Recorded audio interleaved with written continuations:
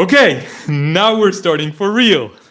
Hello, everyone, and welcome to the Hebrew Canaanite YouTube channel. I apologize for my technical deficiencies. I never said I was good at any of these technical things. Um, I'm trying to spread uh, awareness and radical approach to politics. I never said I was good at technology. I try. So, welcome to the Hebrew Canaanite YouTube channel. Um, and welcome to a lot of people who started following this channel, who subscribed to this channel as a result of a video that went viral where I confronted an extreme Zionist troll called Hadar Mukhtar, um, who I have a kind of feeling will be a successful politician in Israeli politics within 2, 3, 4 years.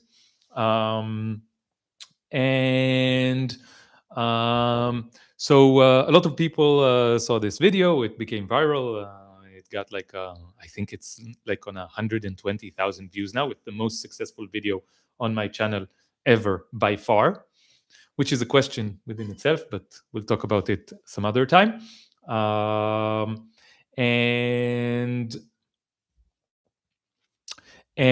a lot of people subscribed, so welcome.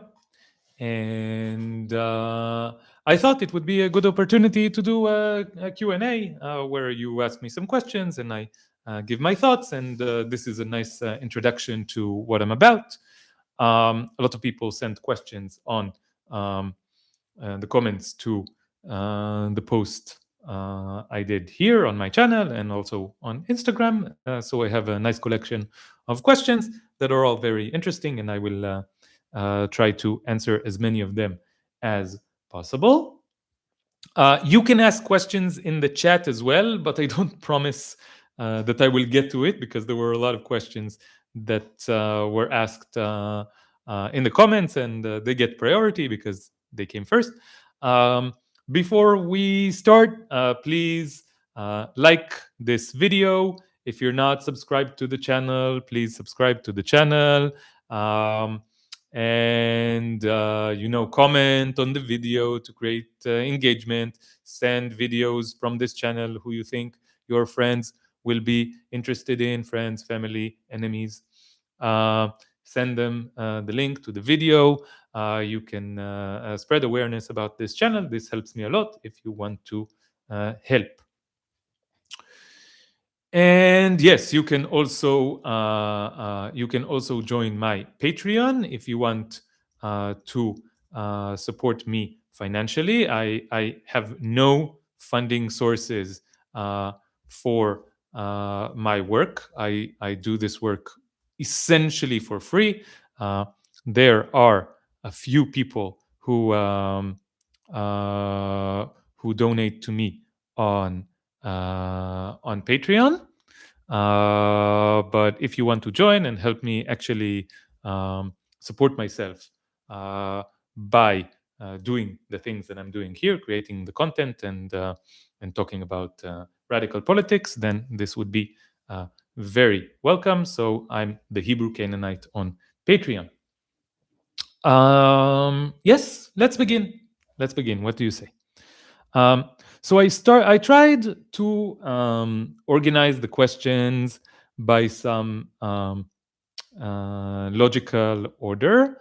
I don't know if I did an amazing job, but we will try. Okay, so here it is. Okay. No, I wanted to start. Yeah, okay. I wanted to start here. Okay. Hi, Alon. I hope you're staying safe. Thank you. So this question is by Dreamcatcher Song. Hi, Dreamcatcher Song. Oh, there you are. You're in the chat. Nice to see that you're here. I hope you're staying safe. Yeah, thank you for your concern. This is something that I will talk about later. like am I afraid? How safe do I feel? This deep question. For now, I don't know. Nothing is going on. I'm looking out the window. No police officers. No crazy Zionists coming to kill me. Um, Now that Gaza is off the front page because of the phantom ceasefire. Okay, so we stop here again. Uh, and I want to say that I agree that this so called ceasefire is not a ceasefire at all. This is a lie meant exactly to do what you are implying here, um, to take Gaza off of the headlines. But the siege on Gaza continues. The Zionist army is still in Gaza. Many soldiers, I don't know how many, probably thousands or tens of thousands of soldiers, of Israeli soldiers in the Zionist army, are still in Gaza as we speak at this moment, um, policing and also killing. And also killing. A lot of people have been killed since this so called ceasefire was announced. So it's a sham. It's a sham made to, I think that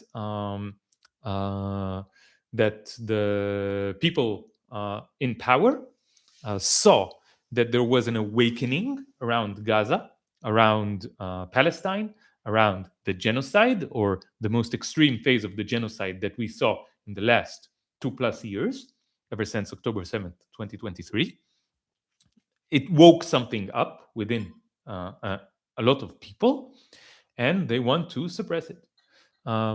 So they did this ceasefire agreement in order to to try to subdue the flames a little bit, but we see that it's not really working so much, because still a lot of people, when they wake up, it's hard to get them back to sleep. Okay, so we see a lot of protests, not specifically about Palestine necessarily, also about Palestine, but we see that in the U.S. there's a lot of unrest around the ICE issue.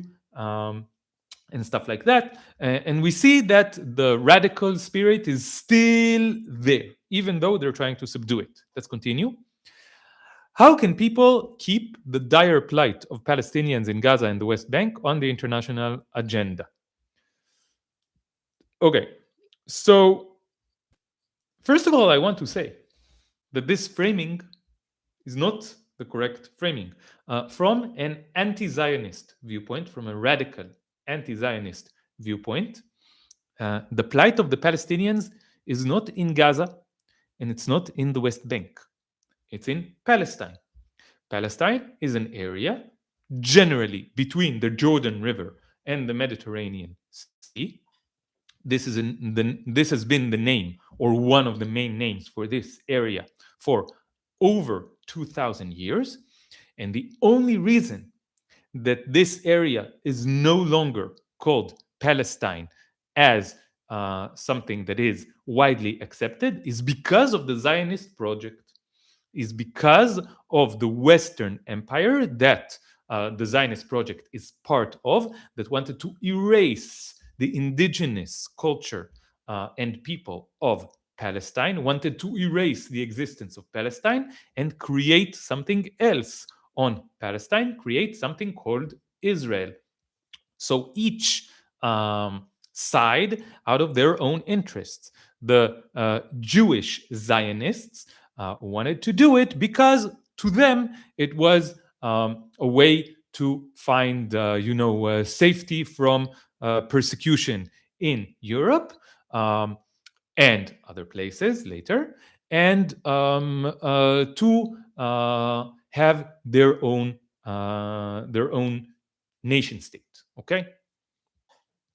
And to go from the position of a discriminated minority with no power to the position of a privileged population within an apartheid hierarchical project, colonialist project. So this was the interest of the Jewish Zionists, the interests of Christian Zionists. Well, that's a whole story with their own craziness. But the interest of the Western Empire was that the Zionist project in general and Israel in particular gave them basically an army base, a stronghold within what's called the Middle East or West Asia, on the bank of the Mediterranean Sea. And this army base, which is maintained by millions of very devoted, disciples of this project, of this what turned into a cult. It's a military base, it's a cult, it's a colonialist project. It's all of these things combined. This gives them a lot of power that they can project on this area called the Middle East and promote the interests of the Western Empire in the Middle East. So Palestine, so the very existence of the Zionist project and the state of Israel on the land of Palestine is something that we should not play along with. This is something that is morally bankrupt at its base, that is a part of the Western Empire, and that should not exist and should be dismantled completely and immediately. Zionists get especially upset when I say this phrase. Israel, in particular, and the Zionist project in general, should be dismantled completely and immediately. And the next stage of the liberation of Palestine should be replacing the state of Israel with one democratic state between the river and the sea called Palestine, with justice, equality, and liberation and freedom for all its inhabitants. This is the next stage. Of course, as an anarchist, I would want a next stage, the zero state solution, not the one state solution I just described, but the zero state solution, where there are no states all over the planet. Palestine will be free the moment that there are no nation state, no states at all. Okay, when there's no when there's no states at all, then everyone is free. For some reason, I don't see anything in the chat. Are you not writing anything, or? Oh, yeah, people are writing stuff. So you were just quiet for a little bit. Okay. So so what was my point? My point is that framing the plight of the Palestinians as something that it's happening only in Gaza and the West Bank is a Zionist framing, because it assumes the existence of the state of Israel within what's called the Green Line, the 67 ceasefire lines. Okay?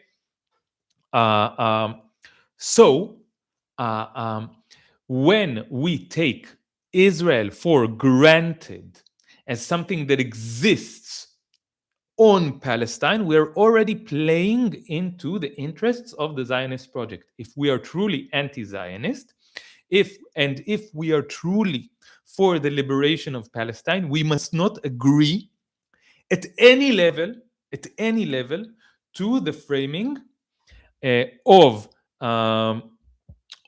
Zionism, of this, now I want to say conflict, but this is again falling into the Zionist framing. This is not a conflict, okay? This is oppression by a colonialist project, by a settler colonialist project. This is oppression of the indigenous people of Palestine by a settler colonialist project called Zionism, that created a thing called the State of Israel on the land of Palestine. Okay? So this is my first remark regarding this.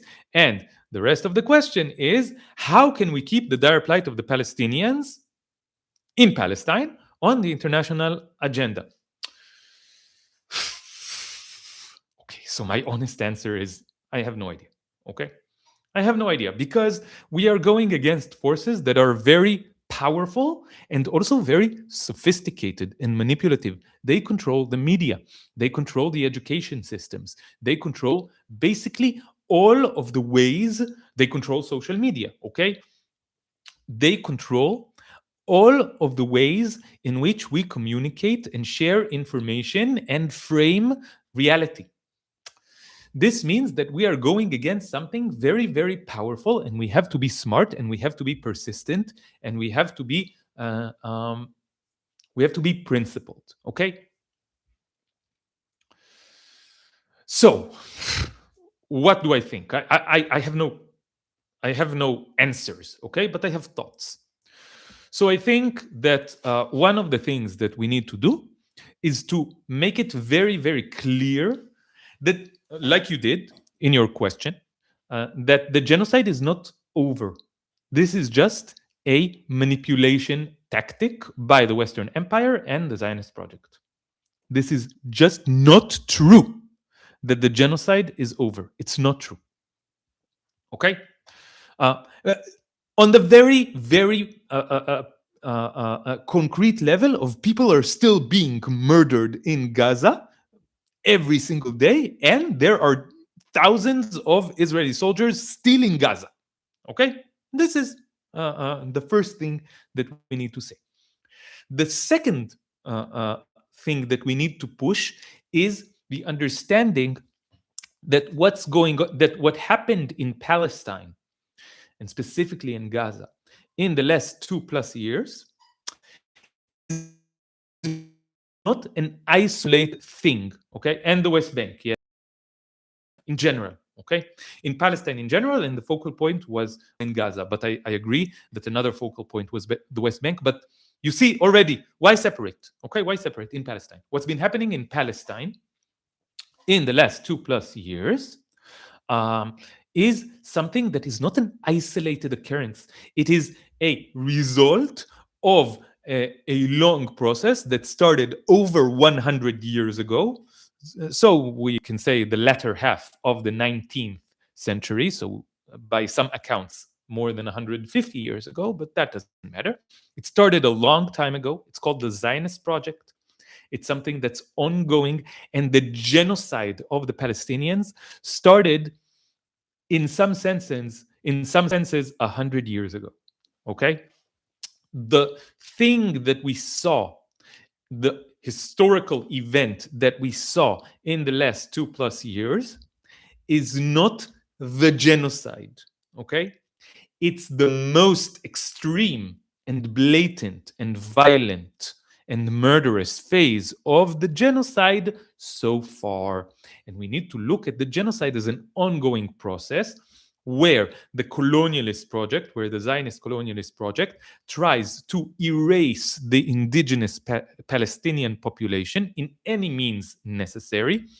So one of the first, extreme phases of this was what is called the Nakba, okay, the disaster of 1948, where 700,000 Palestinians were expelled from their homes.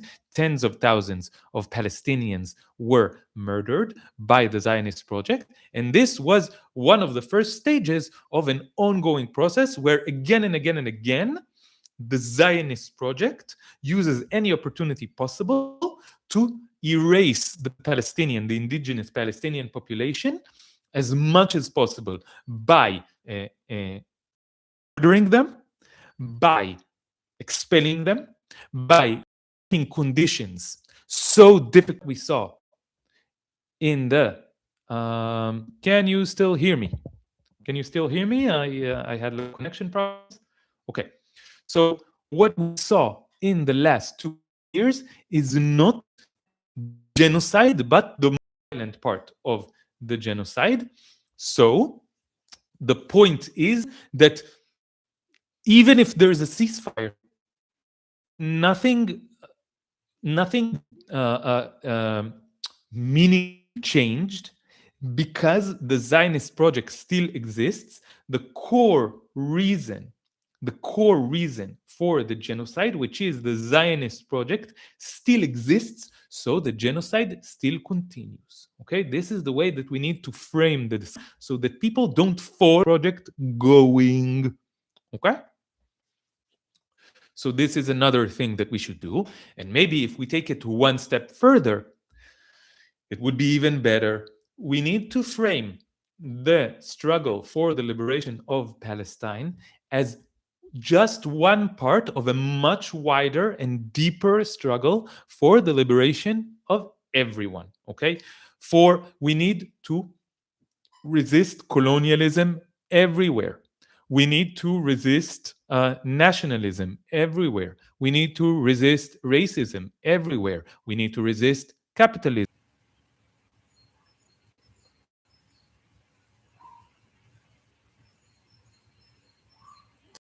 Guys, can you hear me now? Oh no, I'm connected with the wrong camera again.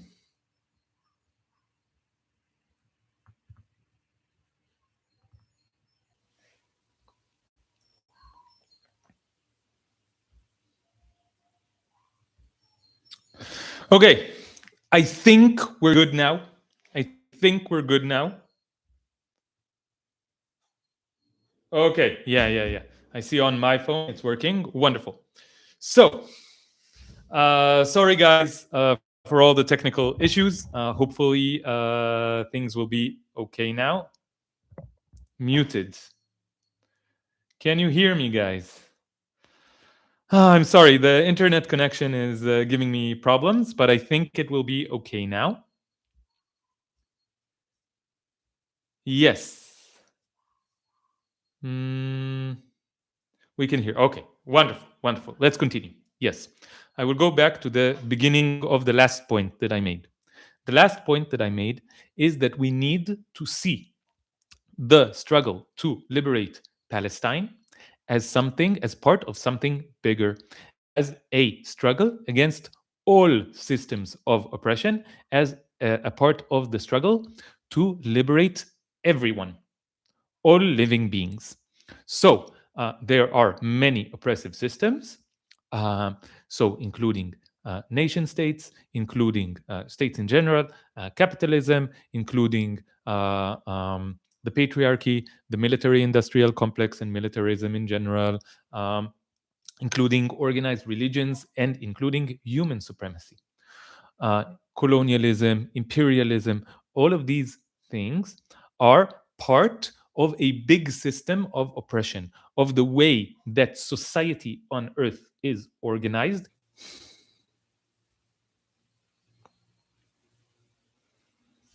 Okay, I think I got it. Can you guys hear me now?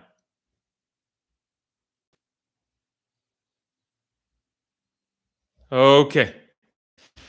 I lost a lot of people. There were like 30 something viewers, and now there's only 7. Hopefully, people will come back. I see Dreamcatcher song is still here. Hi, you're the one who asked the question. Oh, the numbers are rising. Yes. Okay. Hopefully, this technical difficulty will not stop us. Good morning from America. Good morning, Philip. Okay, people are still here, and we surge on. So, the question was, I go back to the question. The question was,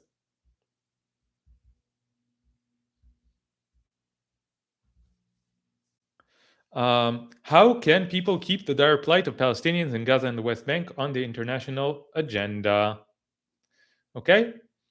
And I said, Unit 8200 DDoSing. So, to those of you who don't get the reference, it's like intelligence unit in the Zionist army, and the implication is that they attacked my stream. I don't think they care about me so much. How do we keep the issue of Palestine on the international agenda? I said 3 things. The first thing that I said is emphasizing that the genocide is not over by any stretch of the imagination. The Israeli army is still in Gaza, still policing Gaza, and still killing people on a daily basis. The second thing that I said is that we have to look at the process of the genocide as something that is ongoing for around a century. And the last 2+ years were just the most critical, violent, and obvious stage of this genocide, once we frame the genocide as an ongoing process that started a century ago and is still ongoing, we see that we still need to continue resisting. And the last thing that I said is that we have to frame the liberation of Palestine as something that is part of a general struggle for liberation, a fight against all oppressive systems, a fight against all systems of supremacy, and a fight to liberate everyone, all humans and all living beings. We are fighting against all forms of supremacy. We are fighting against all forms of oppression. And once we frame the struggle like this, obviously it never stops. Is there still oppression? Yes. Continue fighting? Yes. Okay? So this is the short version of it. Let's continue to the next question.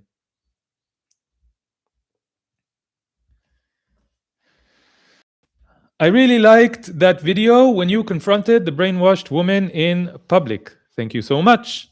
This is from Remember Shaban Al Dalu.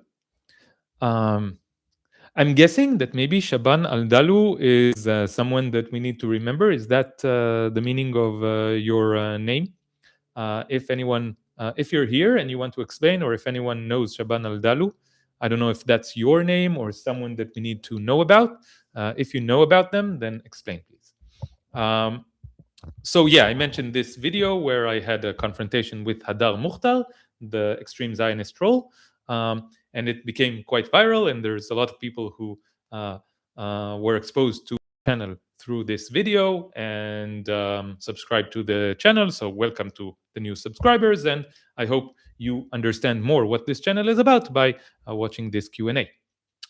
I recently got into match with a Zionist in Thailand. I'm originally from London, England, by the way.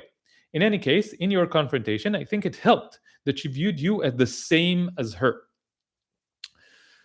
Considering it said some 95% plus of Israelis support genocide, do you support BDS as the primary way to push against apartheid?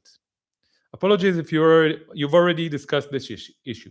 So I said in my reply, I said that I discussed this issue in passing in many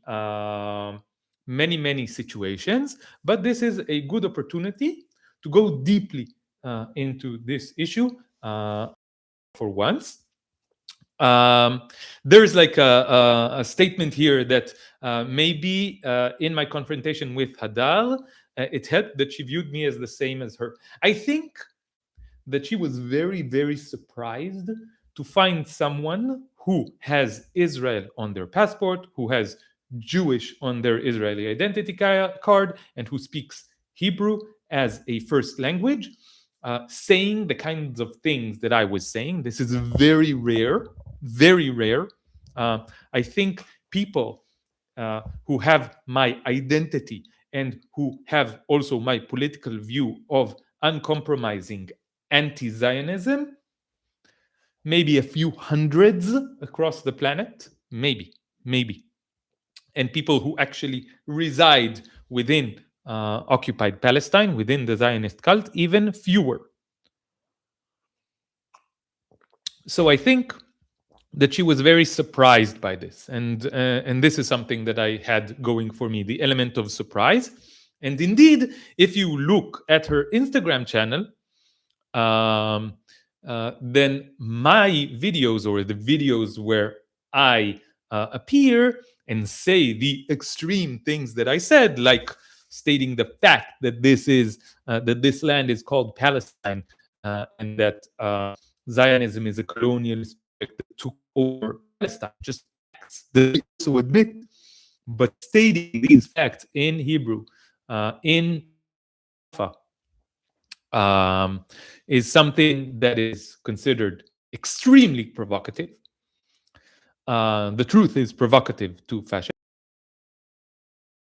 And this created some kind of, effect. Like the videos where I appear got 1 million views, 1.5 million views, 2 million views. One of them got 3 million views. And if you look at her more recent videos, it's like 10,000 views, 20,000 views, 35,000 views. One video got, I don't know, 200,000 views. So I don't know if that's good or bad because she succeeded because of me. But it was a situation where her audience, millions of people, I think like a quarter of Jewish Israelis watched this video or one of these videos. It's ridiculous to think about when I think about it. But this is the first time, I think, for many of them, for the vast majority of them, it's the first time that they saw someone like them or from their tribe say the kinds of things that I was saying. And I think it broke their brains. And I think it blew their minds. And this is a small win in my book. Okay. Yeah, I was talking to a friend of mine. His name is Karem, and he is Palestinian, but he is also Italian. He lives in Italy now. And I was talking to him about this incident, and I asked him, do you think I can consider this a win? Because she got a lot of attention, and every single one of the commenters on the videos that she put on her channel, with me speaking, all of the comments there were calling me crazy. Okay, they just said, "Oh, this guy is crazy," in like 1,000 different ways. So can I consider it a win? And what he told me, I think it's very wise. He said to me, listen, the moment that you take something that is never said and say it once, the moment they hear it once, it's a big difference already. Because suddenly it's something that they have to deal with, that they have to react to. Of course, the way that they reacted to it was framing you as crazy, or they have like the defense mechanisms for how to react to such a thing, how to deal with such a thing being said. But it doesn't mean that the thing was not said, and it doesn't mean that they didn't hear it. Okay, and just having them hear it for the first time, especially in Hebrew, from someone who is from their tribe, is very powerful. Okay. So, considering it said some 95% plus of Israelis support genocide, do you support the BDS as the primary way to push against apartheid? Okay. So, the first thing that I want to say is that I support BDS. I think BDS is a serious organization led by Palestinians with a clear anti-Zionist position, with the position that Israel, that the Zionist project in general, and Israel in particular, needs to be dismantled, and that any normalization of the state of Israel and of the Zionist project and the Zionist ideology is problematic and a problem for the struggle to liberate Palestine. This is why they frame, for example, standing together as a liberal Zionist normalization movement, which is what it is. I support BDS. I see that the work that they're doing is very serious, very deep. Every time I was exposed to a decision or some explanatory text from the BDS, I was very impressed with their work, with their legal work, with their moral clarity, with their principled stance, with their attention to details, with them going deep into the subject, and with them being honest and open about their goals and about their strategies and tactics. I heard that Norman Finkelstein called the BDS a cult. And I think that says much more about Norman Finkelstein than it does about the BDS. Norman Finkelstein, I appreciate the way that he speaks about the history of what's going on in Palestine, but he is, in the end, a liberal Zionist who supports the so-called two-state solution. He is not for the complete dismantlement of Zionism, so he is part of the Zionist project. Dusty is saying, I still respect him. And okay, I respect him, but that doesn't mean that I'm going to lie about his position. And that doesn't mean that I'm going to accept accept his framing of the BDS as a cult, because it's not. It's a collection, organization of serious people doing serious work and important work. The question is, do I think the BDS is the primary way to go against? Someone is saying in the chat, didn't know this about Finkelstein. I think, please go deeply more into Finkelstein's actual positions about the actual Zionist project, okay? He has a lot of historical knowledge. He has a lot of rhetorical prowess, okay? But he's not an anti-Zionist, okay? He's not an anti-Zionist. So, of course, he's against BDS because BDS are anti-Zionists, okay? The moment that there are anti-Zionists talking to a Zionist, and it doesn't matter if the Zionist is very liberal, and it doesn't matter if the Zionist is for the Palestinians, okay, and against the genocide and blah, blah, blah. Okay, against the genocide with no air quotes, okay? With air quotes, because if you're not against Zionism, then you're not against the genocide, because of what I explained before. If you're not against the root cause of the genocide, if you're not against the machine that is carrying out the genocide, then you're not against the genocide. You're just saying stuff, okay? So the moment that a Zionist and an anti-Zionist are in interaction, the Zionist will always frame the anti-Zionist as inherently wrong in some way. Not that their anti-Zionist position is wrong, but that they are insane, they are a cult, blah, blah, blah, blah, blah, blah, blah. Okay? So this is the reaction of Finkelstein to the BDS. Tamar is asking, Finkelstein is also transphobic, if I remember right. Yes, he has transphobic positions, he has sexist positions, he is anti-woke, and blah, blah, blah, blah, blah. He is a boomer. Finkelstein is a boomer, and we have to understand his work and words in this framework. He is not a radical in the general sense, actually quite conservative, Tamar is saying, and Tamar is correct. He is conservative. He is somewhat on the right side in one subject. Good for fucking him. Okay? Okay. So, the BDS, I support them, and I think that the fact that they are annoying so many Zionists, even the so-called leftist Zionists, is very good evidence that they're doing the right thing. Okay?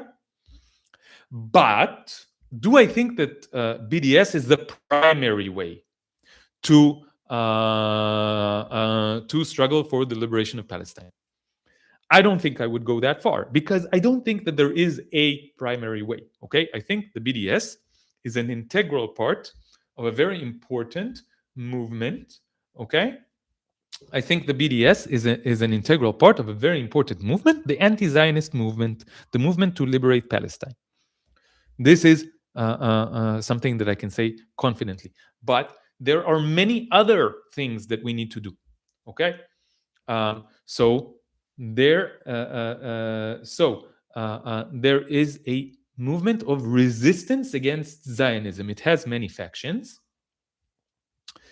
And one of the factions I cannot mention now because I don't know who's watching and who's listening, and I don't want them to take these words that I'm saying because I'm still living inside the Zionist cult, but you can understand which faction I'm talking about. And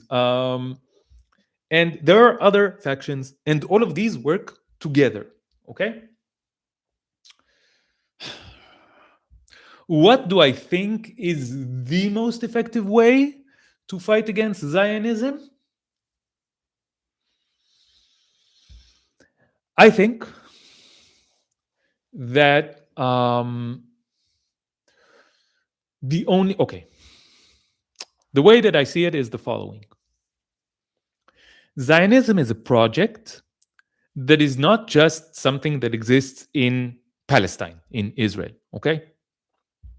It's an arm of the Western Empire, and it is heavily supported diplomatically, militarily, financially, culturally, socially, by the Western Empire. This is what allows Zionists in the Zionist army to do so many things that are so blatantly evil and violent without any consequences.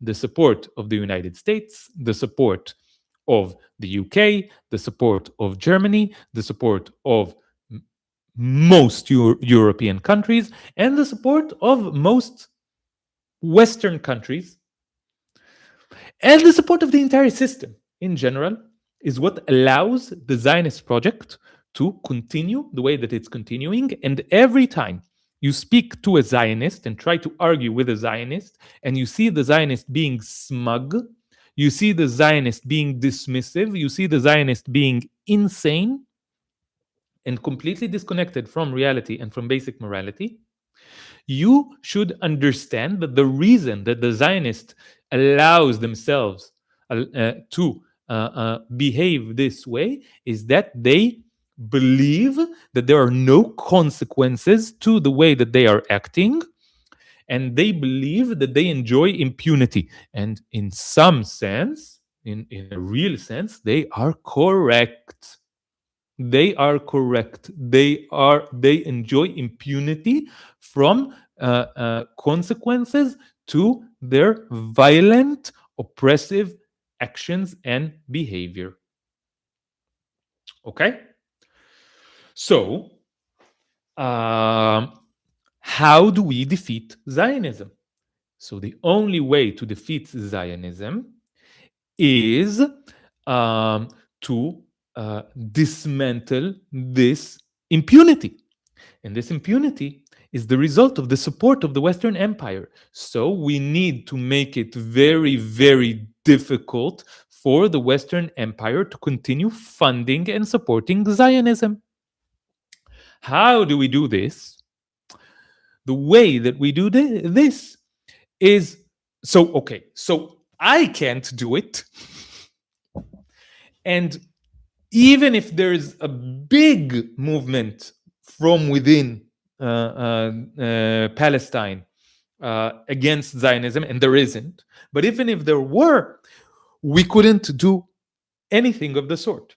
What we need is a global movement that demands not just so BDS is about like specific boycotts, divestment, and sanctions. We need something much wider and deeper. We need to demand complete divestment of all states from the Zionist project. And I think that the most effective places to do it are number one, USA, and number 2 and 3, the UK and Germany. Okay? We need a global movement that demands that these specific states and all other states divest from Zionism and stop supporting Zionism financially, diplomatically, militarily, socially, culturally. Okay? We have to demand this. And let's go one step further and one step deeper, like I did before. Because the Zionist project is an integral part of the empire and the capitalist system, because it is imperative and critical to the continuation of the capitalist system and the imperial colonial system, that the Zionist project continues.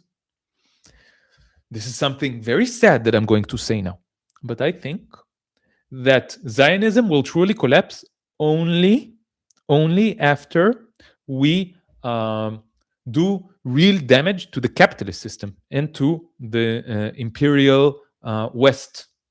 Okay? So I think that the struggle needs to go again. I go again and again and again. This is the conclusion that I get to, that we need to go deeper. If you truly want to liberate Palestine, you have to liberate yourselves. You have to go against the system in general. Okay? It doesn't matter where you live. Okay? The system is there.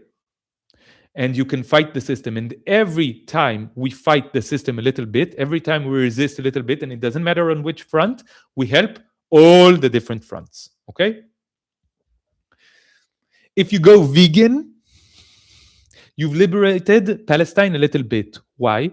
Because going vegan in a radical way, okay, not the liberal vegans. Liberal vegans are BS, okay?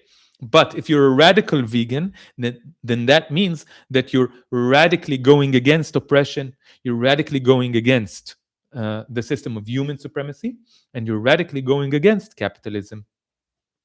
So, if you are a radical vegan, you're also part of the movement to free Palestine automatically. Okay? Do you think you will see this in your lifetime? Oh, that's a new question. I don't know. We're seeing something.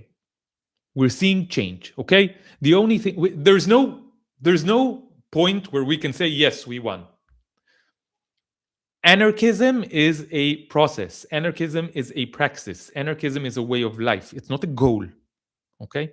We need to dismantle all hierarchies. This is an ongoing process, and so in one sense, no, we will not see it in our lifetime because we will not see it ever reach an end.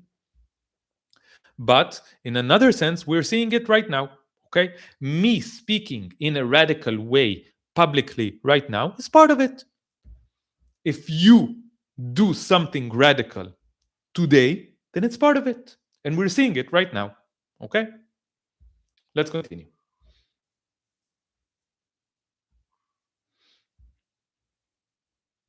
So next question. Hold on. Why don't I have it open? I do have it open. So what's the problem? Next question. Hey, thank you for the invitation. Yeah, I'm happy to do this. It's really helping. Those questions are really helping me find the subjects to speak about. They're all really important, and it connects thoughts that I already have. What do you think are some solutions to end the genocide against Palestinians and to cause the majority of Israeli society to wake up to their brainwashing? Also, do you believe that Israel, aka occupied Palestine, could and should return to being called Palestine? And finally, your thoughts on how to disarm Hamas and protect Palestinians and Israelis from radical Islamic terrorists. Thank you for your activism. I will start from the last point. I think that this kind of question is playing into Zionist propaganda. Okay? Maybe I will explain after. So, of course, the questions here are connected to everything that I was speaking about before. Okay? So the way to end the genocide is to dismantle Zionism. Why? Because Zionism is a project, a system that is a colonial imperial project that wants to take over Palestine and erase the indigenous population like any settler colonial project. The genocide is the tool, it's not the goal, it's the tool to do this. And the Zionist project will continue doing this as long as the Zionist project exists. So if we want to end the genocide, this ongoing process of 100 years that I was talking about, we have to dismantle Zionism. It will not stop until we dismantle Zionism. Maybe it's hard for people to hear when I say this, but I truly believe that this is true. Okay, so we have to dismantle Zionism. How do we cause the majority of society to wake up to their brainwashing? Okay, so the Zionist system uses an elaborate, extensive, huge, heavily funded system of propaganda and indoctrination to brainwash all the Jewish Israelis into supporting the Zionist project, and only a select few are able to escape this brainwashing, this indoctrination, and the system of material incentives, material both in the sense of resources, actual resources and money, and in the sense of social pressure. okay, which is also translated to resources, because if you don't have a job and you can't make money, okay, and then you can't get food and housing, so you will die, okay. So this intricate system of brainwashing and material incentives created by the Zionist project makes the situation in which almost all Jewish Israelis support Zionism. If we want them to stop supporting Zionism, we cannot speak with them rationally about it. They are not rational. We cannot convince oppressors to stop oppressing. Maybe we can in rare occasions, okay? But as a method of operation, as a strategy, this is a failing strategy. This is a liberal strategy. Liberals believe that what we should all do is talk. We should just talk. Let's have a serious conversation. Let's have an intellectual conversation. Let's speak rationally and objectively and politely about what is the best course of action for us. But liberals, of course, ignore and not to say suppress, because it's their interest to suppress the fact that there is a power struggle here. There is a power struggle. And in a power struggle, rational discussion is not something that exists, okay? So this is a liberal trick that we need to convince Zionists to leave Zionism. No, this is not something that will happen. What will happen is that the Zionist cult will collapse, and then some Zionists will think again about the situation and maybe change their minds, and maybe be more open to understanding what's going on here and to joining the right side. Okay, but we need the cult to collapse first. We cannot reason our way out of this. Okay, we cannot talk to them. Okay, they have too much incentive to stay. They are too brainwashed. The propaganda is too powerful, and it's working now. And the resources being invested, even right now, the resources being invested in more and more and more propaganda to brainwash Zionists into staying within the Zionist cult is there's more resources going into this than resources going to resisting it. Okay, we cannot win. We cannot win in this way. Do you believe that Israel can and should return to being called Palestine? Yes. Israel should not exist anymore. Israel should not exist.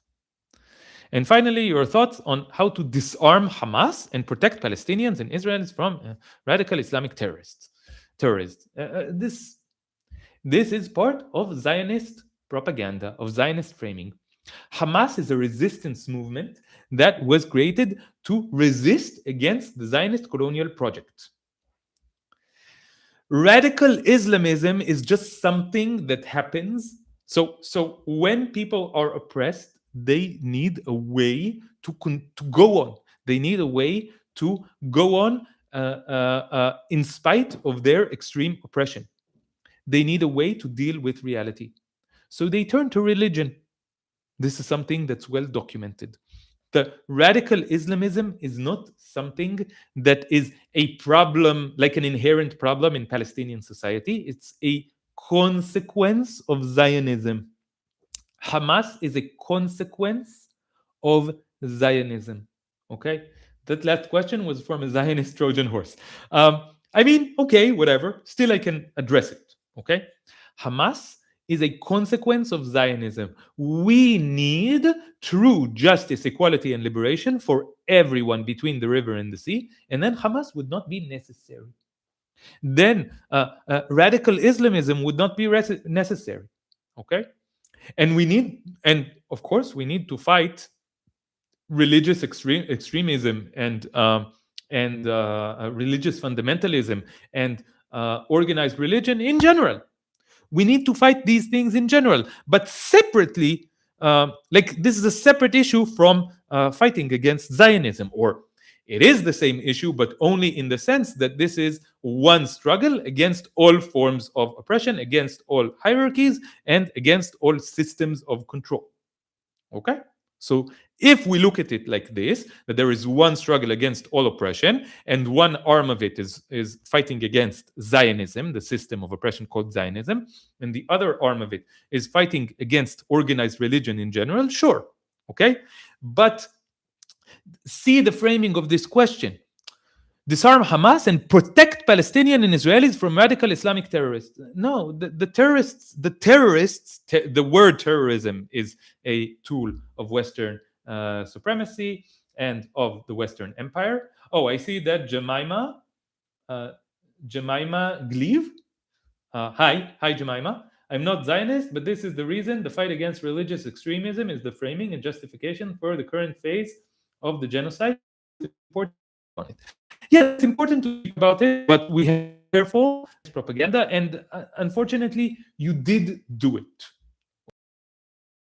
Okay, you did do it, Jemima. Please notice that you did write a sentence that is compatible with Zionist framing and Zionist propaganda. So we need to dismantle it first. Okay. Okay, and protect Palestinians and Israelis from radical Islamic terrorists. Okay, so the word terrorism is a term invented by those in power, by the Western Empire, to frame any resistance to the empire as something that is wrong, and to frame any support for the empire as something that is right. So the soldiers in the Israeli army are heroes, but the fighters in Hamas are terrorists. Okay, the soldiers in the American army going to Iraq and murdering dozens of people each are veterans. They're heroes. They support our troops. Blah blah blah blah. And those Iraqis who are resisting against terrorism is just a word that's meant to present resistance to empire and to oppression as violent, while framing support for the empire, however aggressive and however violent, as something good. Okay, so we shouldn't cooperate with that.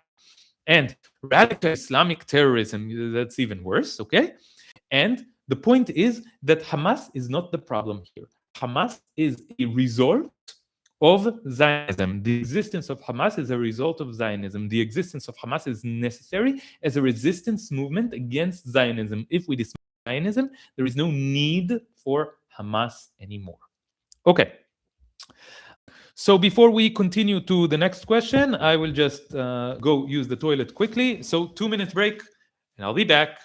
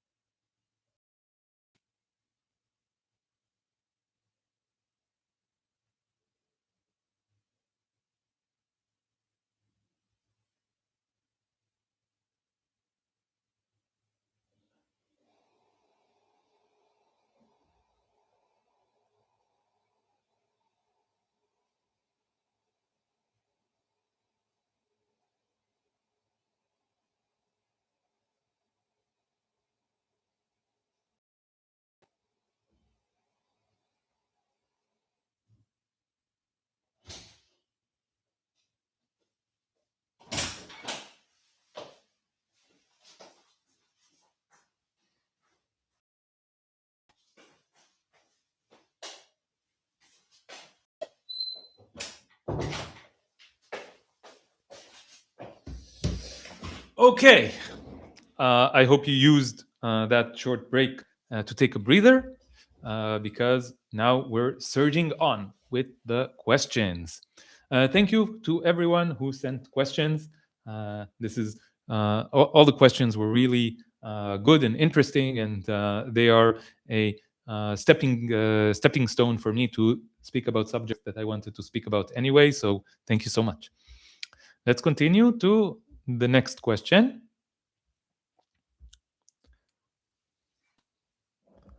Let's continue to the next question.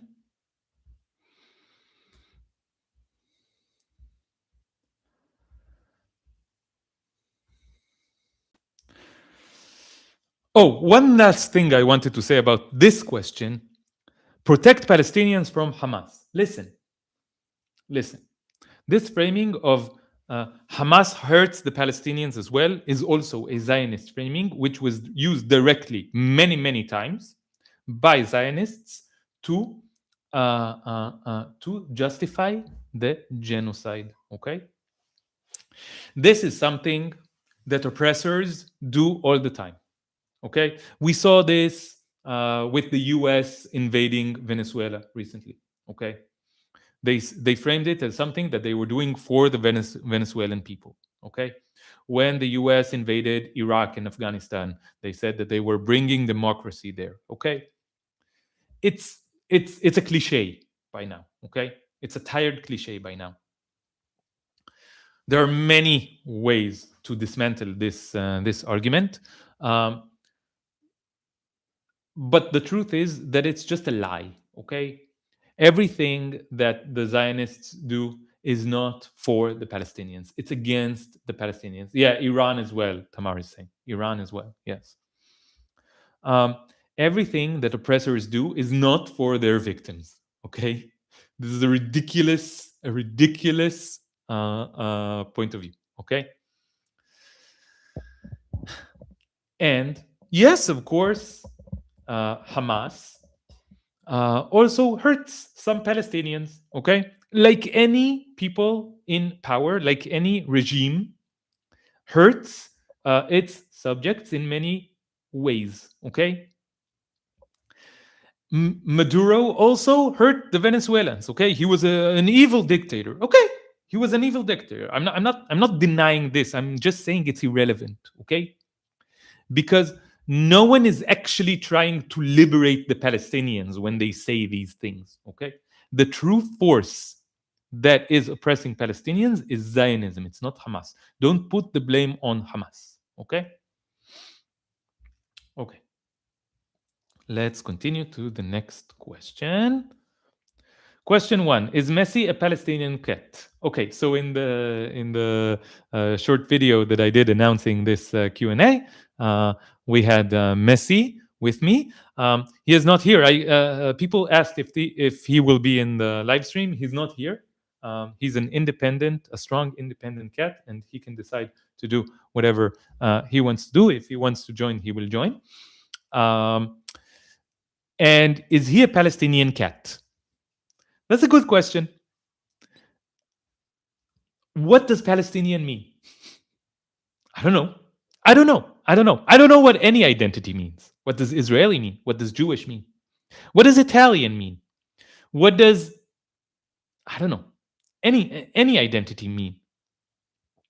All of these are made up identities. We can try to make it more concrete and factual. Let's define Palestinian, someone who was born and resides, or born in the historical land of Palestine, in the area historically referred to as Palestine. Messi is Palestinian. He's a Palestinian cat. In this sense, I'm a Palestinian human. In this sense, Hadar Mukhtar, who I argued with, the Zionist troll, who I argued with, is also Palestinian. Why? You remember in that video, I said, where were you born? And she said Kiryat Ono. Kiryat Ono, let's look it up, because it was definitely built on the ruins of a Palestinian village. So I'm trying to see which one. Kiryat Ono. So it's named after a settlement called Ono, which existed thousands of years ago in biblical times in Palestine, or in Canaan, as it was known there. But okay, so the current was established in 1939. Oh, to do that, they bought land from Arabs, from Palestinians, who maybe I should go to the English. Okay, let's show this. Let's show this. Let's show this. We can go to Wikipedia. Is Kiryat Ono in Wikipedia? Let's go to the English version. Okay. So, as you see, a settlement named Kfar Ono was established in 1939. Oh, but it doesn't say that they bought the land from Palestinian villagers. Okay, never mind. Doesn't matter. She was born in Kiryat Ono. Okay, Kiryat Ono is a town that when it was formed, it was in Palestine. Okay, but then they started this state called Israel in 1948. So in 1939, Kiryat Ono was a village in Palestine. Okay, in British occupied Palestine. Okay, and then the British occupation left, and it was replaced by another occupation, by the Zionist occupation, by the occupation of the Zionist project, and they started the state of Israel. And then it became a town in Israel, and that's where Hadar Mukhtar was born. But if we take the radical anti-Zionist view that the Zionist project is illegitimate and that the existence of Israel is an abomination, as something that is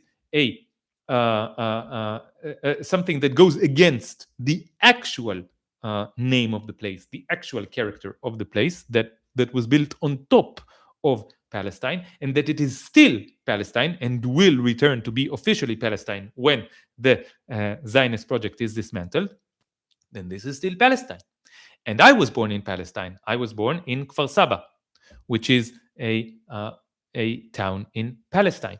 And Hadar Mukhtar was born in Kiryat Ono, which is another town in Palestine. And according to the definition that I just gave, I'm Palestinian and Hadar Mukhtar is Palestinian. This is what I told her in the video. You are Palestinian. You're just in denial.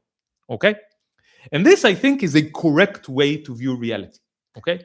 However, the term Palestinian carries more political weight because it also refers to the indigenous population of Palestine. And indigenous doesn't mean that there's like a romantic view of indigenous people. Okay, it's not which frames it as something, genetic or heritage or something like that. No, the correct definition of indigenous is within a dynamic in political science. Okay, in political science, there is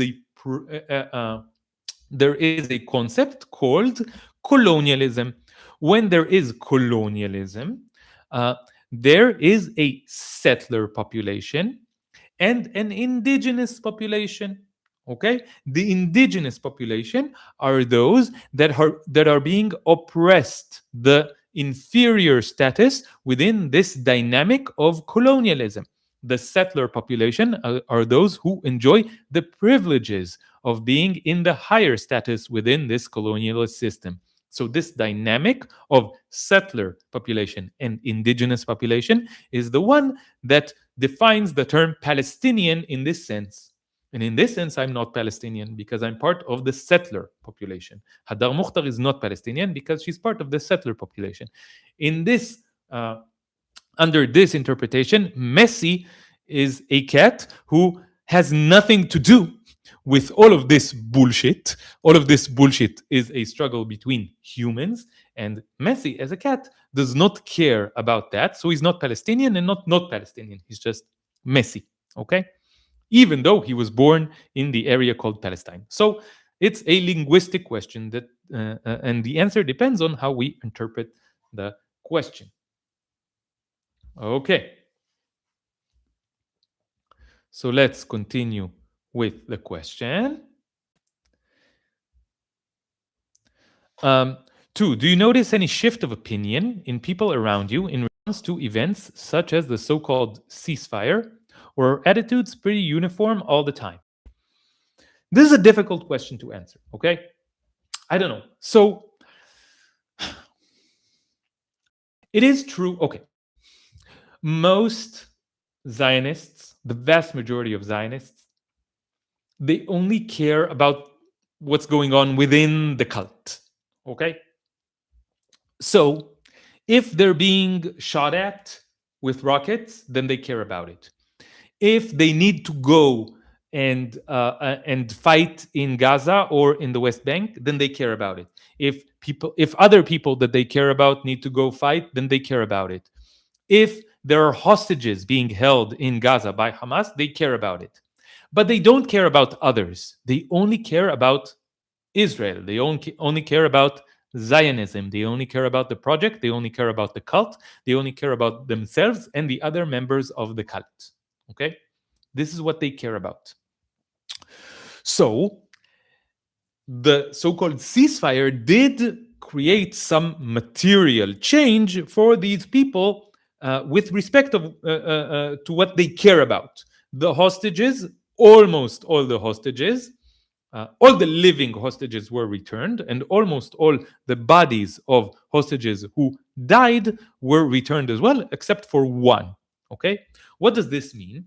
It means that the main fuel for the political action of a lot of Zionists, many, many millions of Zionists, the fuel to their political activism, I'm using it in a very broad sense, the activism, their political activism was the hostage question, okay? The hostages who were being held in Gaza.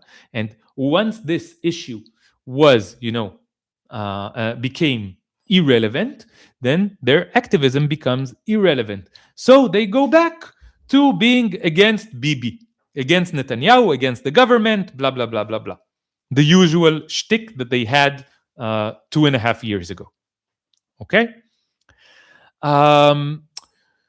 And also, I think a lot of Israelis now feel that they are more safe physically because there's no direct threat to their well being. So these are things that changed, and it also changed their attitude. But to be honest, nothing meaningful changed, nothing deep changed. There's still Zionists, the Zionist system is still operating, and all the different factions of Zionism are still going on in the same way that they did before. Dusty is saying more people are leaving.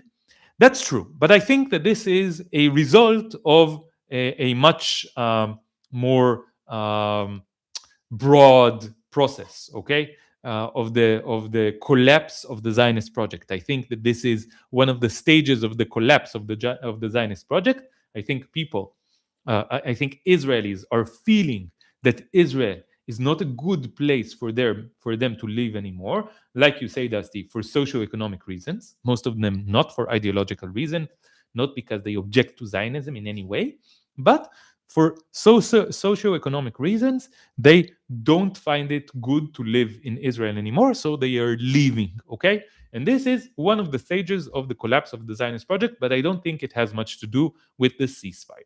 Okay. Question, I don't know if this is a good answer. It's hard to answer. Okay, we will see. Question 3.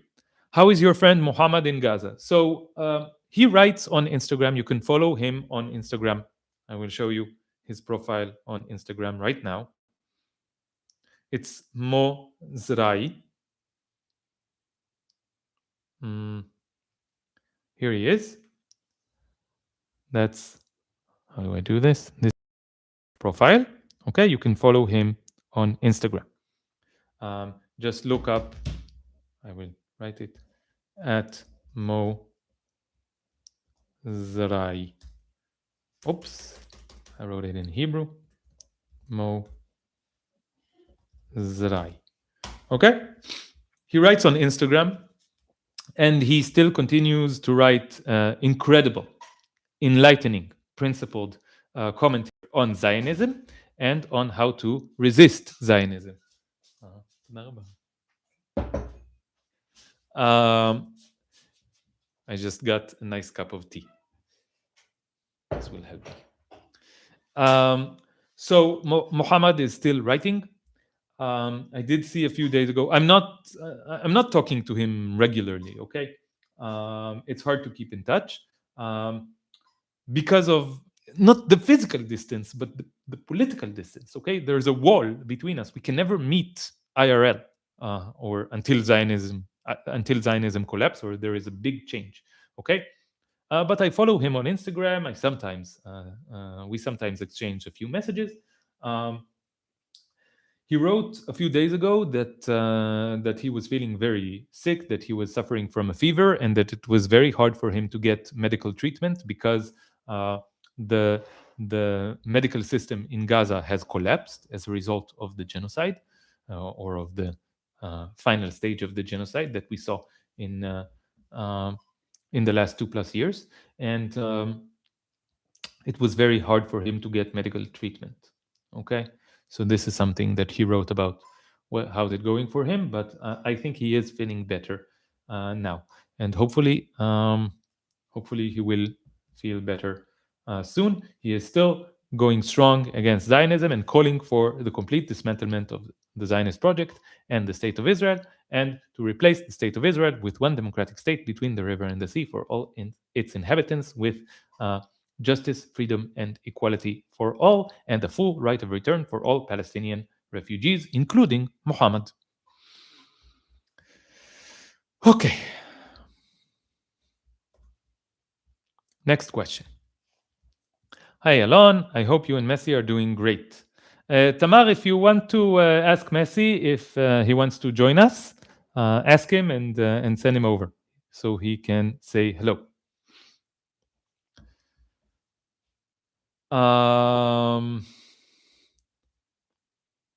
I'm from the USA. I do have one question to ask you. Did you go to public school in Israel? Yes, I did. And if you did, what was the school curriculum like? Specifically, what I'm asking is if children are taught a fake history regarding the creation of Israel and the Nakba, or if children are brainwashed and taught to think Arabs and Palestinians are bad people. Does public school in Israel teach children to hate? Okay. I'm definitely watching your live tomorrow. Thank you so much. This is from Crimtron. Thank you for standing on the right side of history. Thank you for your question. Thank you for your warm words. And if you're here, welcome and nice to see you. This is a very difficult and complicated question to ask, okay? To answer. I can do like, oh, there's Crimtron. Hi. Nice to see you. So I can make like a 3-hour video just about this subject and not finish. Okay. The short answer is yes. Yes. The Israeli education system teaches children and teenagers a false historical narrative, a completely biased historical narrative, which justifies the existence of the state of Israel, which sanctifies the Israeli army, and which presents Palestinians as terrorists, as enemies, as sometimes people who are wrong and should be dealt with in some way, and sometimes as subhuman. Okay. which for me doesn't matter because I don't consider the category of human as a good category anyway. I think it's better not to be human. But it is something that works within the system of human supremacy. It works to take certain people outside of the realm of protected, those who are protected, okay, by law, by morality, and so forth. So yes, the answer is yes. This is what the Israeli education system does. Is it very overt? Usually not. Especially, I grew up in in a place called Ra'anana, which is a suburb of Tel Aviv, and it's a very liberal, area. Okay, most of the people I was surrounded by were from liberal upbringing and like middle class. Okay, bourgeois middle class people. Okay, Messi is sleeping on the bed. Okay, so we will not disturb him. Okay. Um, so the way that that the education system worked on me was much more subtle. For example, it's not like they said that the Nakba was good. They just didn't talk about the Nakba. The word Nakba is not a word I heard in school ever. Ever. Ever. I never heard this word when I was in school. I heard about the British Empire, and I heard about the British mandate of Israel, not of Palestine, of Israel. I heard about the Declaration of Independence of Israel. I heard about David Ben Gurion. I heard about Chaim Weizmann. I heard about the Zionist movement. I heard about Herzl. I heard about people like that. Okay, I heard about the first Aliyah and the second Aliyah and the third Aliyah and the fourth Aliyah, which is like the waves of immigration of Jews to Palestine in the end of the 19th century and the beginning of the 20th century. Okay, I heard about I heard, of course, we learned a lot about the history of oppression of Jews in Europe and about the Holocaust and about World War II. We learn about that, and we learn about the history of the Jewish people, like this mythical thing called anti-Semitism and the persecution of Jews that is a mythical force in the universe, and that always we are being persecuted. This is the kind of things that we learn about in the Israeli education system, and the narrative that is being constructed, not just by the education system. The education system is just one prong in it, but your family and friends and surroundings and the media and the official the government, it all creates a system that puts in your brain a very specific narrative about the Jewish people who had to run away from oppression in Europe, who had to run away from persecution, who had to run away from the Holocaust, who had to run away from anti-Semitism, from pogroms in Europe, and who came to Israel and who started a country in our historical homeland, and now we are protected, now we have a strong army, and now we have to fight those pesky Palestinians who keep saying that, who did not accept the division, the UN resolution to divide Palestine. They did not accept it, and those Arabs started a war against us. So we had to protect ourselves, and this is the War of Independence. And in the middle of the War of Independence, the British left because the brave resistant fighters, the Jewish resistant fighters, drove the British out. Okay, and we started and we did the Proclamation of Independence of the State of Israel, David Ben Gurion, 1948. Okay. Day of Independence. This is the narrative that they push into your brain all the time. And this narrative, so if you look at it objectively, it's a narrative that has a lot of holes, that has a lot of illogical, jumps, and that is not really based in historical reality. But if you look at it from the inside, if you are already captured by this narrative, then it is very, very hard to see the holes in it, because it's like cherry picking a lot of,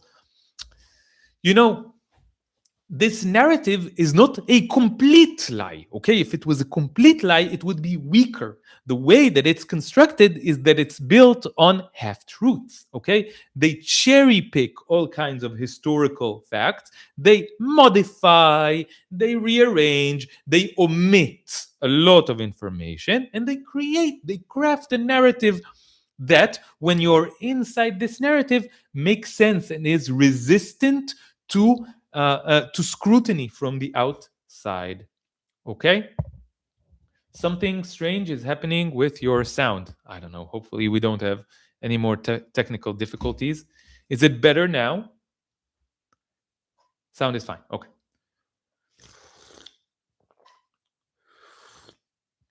So,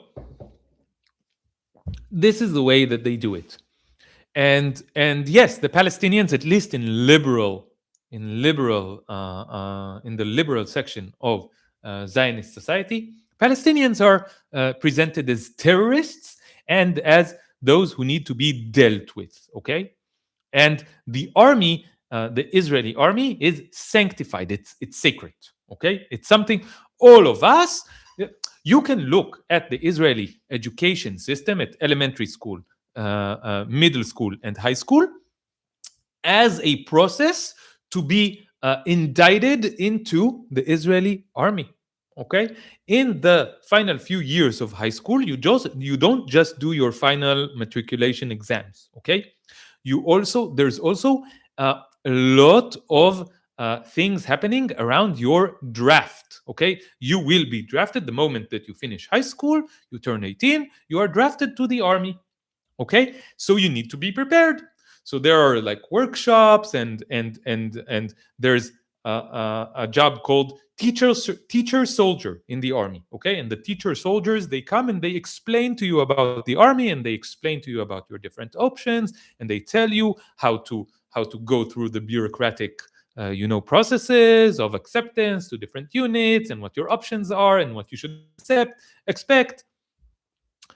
So this is something that is very big, like the inauguration into the army. Okay, it's a long process. Also, during the entire time that you're in school, you're taken on class trips. Okay, where do you go for class trips? You go to historical landmarks that are usually connected with Zionism, and then they tell you the heroic story of the soldiers. Okay, or the heroic story of the fighters against the British Mandate, or the heroic story of the Holocaust survivors, and so forth and so on. Okay, so much of what goes on in the Israeli education system is to construct this narrative. I'm sure that in other factions, like in factions that are Zionist fundamentalists and very religious, okay, then it's even more extreme. But I can only tell you my experience. Okay. Again, this is something that I can go on for hours about, but I just gave you a brief summary of what I remember. I will also have to dig in my memory, okay, because I forgot most of it. It was 25 years ago, 30 years ago, okay? Okay, let's go on. Next question. Oh, so this is from Sivan. Do you remember the exact moment that you decided to go vegan? What was it? So the honest answer is that there was no one moment when I decided to go vegan. It was a process. I do have certain moments that I remember and certain shifts in my thinking that I remember. So the first moment that I remember regarding this is when I was around 15 and there was a class trip. Ironically, there was a class trip, and I was sitting uh, with a friend of mine. His name is Shai, and he will be important in the story later. And we were speaking to a couple of girls from our class, and one of them was a vegetarian, and she said that she's a vegetarian and that it's wrong to eat animals. And then he said, uh, well, that's ridiculous. Lions eat zebras. What do you mean? What do you mean? And then I joined in and I said, yeah, right. Yeah, that's ridiculous. Lions eat zebras. What are you talking about? I remember this moment. And you know, this is the only moment in my life that I remember that I justified eating animals. Only moment in my life that I remember. Maybe there were others, but it's the only one that I remember. And it was because I was in a conflict with someone who was not eating animals, non-human animals, uh, who was going against eating others, and who was supporting, who was defending them. Okay, and I wanted to continue eating animals because I found it tasty and fun. So I joined in. Later, let's say a year later, I had Tamar is saying most of the time we're not required to justify it because it's so normalized. Yes. So the only moment that I had to justify it was when I was being confronted about it. Later, the same guy, Shai, my good friend, he talked to me, and he had just gone to Argentina because his family was originally from Argentina. They did Aliyah to Israel. And he told me that when he was there, he saw something horrific. He saw an entire corpse of a pig on a big skewer being rotated above a fire. And this was something that he found abhorrent and that shocked him, because it was this a kind of moment where the presence of the victim is not being repressed. It cannot be repressed anymore. So he saw it in front of his eyes, and it shocked him. He was like, "Oh fuck! The thing that I'm eating, it's actually the corpse of an animal.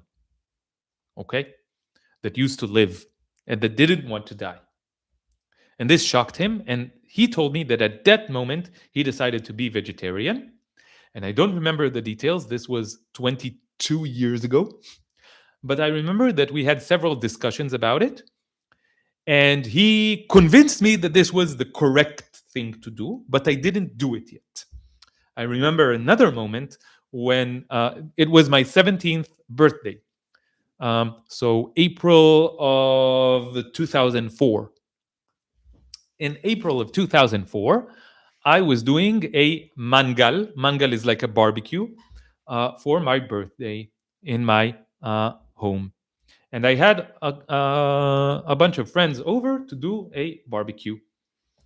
And Shai was already vegetarian, and he was running late. So I called him and I asked him, where are you? Where are you? Are you coming? And he said, yeah, I'm on my way. Have you started burning corpses yet?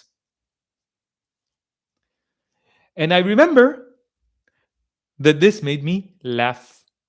And I remember after I hung up the phone, I went to my dad and I said to him, he was in charge of grilling on the barbecue. And I said to him, he's right. This is exactly what we are doing. We are burning corpses. So this is like a moment where something shifted in my mind, because I heard the truth and I could not deny the truth. I remember another moment where I was at a party, And again, there was a barbecue, and I was holding a skewer. And the skewer had that dismembered corpse of a chicken on it. It had chicken on it. But it had the dismembered corpse of a chicken on it. Dismembered, burnt corpse of a chicken. And I was holding the skewer, and I remember doing vegetarian propaganda. I remember saying it's wrong to kill and eat animals. It's wrong to kill and eat chickens while I was holding the skewer. And I remember that people were laughing at the situation. They were like, but you're doing it right now. And I said, yeah, but it's wrong. That's what happened. Okay, that's a situation that happened. And I think saying clearly that it's wrong is a stage in stopping to participate in it. Okay. So so what happened was that when I was like 18, 19, 20, 21, when I was in the army, someone asked if I served in the Israeli army. I did. Okay, I did. I'm not proud of it. I didn't want to do it, but I did it because of social pressure and the fear of consequences and the fear of going to military prison. And I don't know, the fact that I was young and impressionable. This is my excuse. I don't know if it works. And I can talk about that for a long time as well, but never mind. So when I was in the army, I did a process of eating less and less and less meat, and I rationalized it in some way that was very that fitted my like nerd intellectual brain at the time. I said, okay, I feel the closest to mammals. I will stop eating mammals like cows, sheep, pigs. I will stop eating mammals. Then I will stop eating birds. I will start eating chickens, ducks. Okay. But so I when I was released from the army, when I was 21, I was released from the army. I stopped eating mammals and birds. But I continued eating fish. I called myself a pescatarian. This is someone who only eats fish and not birds and mammals. Okay? Because I had like this explanation that fish are less conscious than other animals, and I don't feel bad about eating them. But I did do something. I continued whenever I would go like in the market, and there was the fish stand, and all the fish are the corpses of the fish are inside the ice. I would look at the eyes of the dead fish, and I would try to look at myself honestly and see if I feel anything. And at some point, I started feeling more and more and more and more. And then I decided that I would stop eating fish as well. And then I had another conversation with my friend Shai. It was a phone conversation, and I remember very, very well. He told me, I'm going vegan. And I asked him why. And he is not a man of many words, not like me. He said, because I ran out of excuses. And he didn't say much more, but I was like, okay. I think it was like one of the first time in my life that I even heard the word vegan. I didn't even know what it was about. I didn't know. I thought that by being vegetarian, I'm avoiding violence. Okay. And then he told me he went vegan. And I think we had several more conversations about it, but I don't remember them. What I do remember is going to see the lecture by Gary Yurovsky that became very, very popular in Israel around 14, 15 years ago. It became very popular. No, 15 years ago. It became very, very popular in Israel. Gary Yurovsky. And it's a powerful talk. And he speaks very eloquently about the subject of yeah, it's called Gary Yourofsky, Best Speech You'll Ever Hear on YouTube. Um, he speaks very powerfully about this subject. Uh, I do think he has some weak points in the way that he speaks about veganism, and I do think that he's very problematic in the sense that he's a Zionist. For example, he supports Zionism. So this is much later criticism, but I do think that it's a powerful speech for veganism and against carnism. And this was something that really drove me over the edge, because I didn't agree with everything that he said, and I still don't. But I was exposed to several important details, like, for example, the fact that male chicks are ground up moments after they hatch from the egg in the eggs industry, like the fact that chickens are being held in horrible conditions in the egg industry, like the fact that cows are raped in the dairy industry. Female cows are raped so that they get pregnant and produce milk.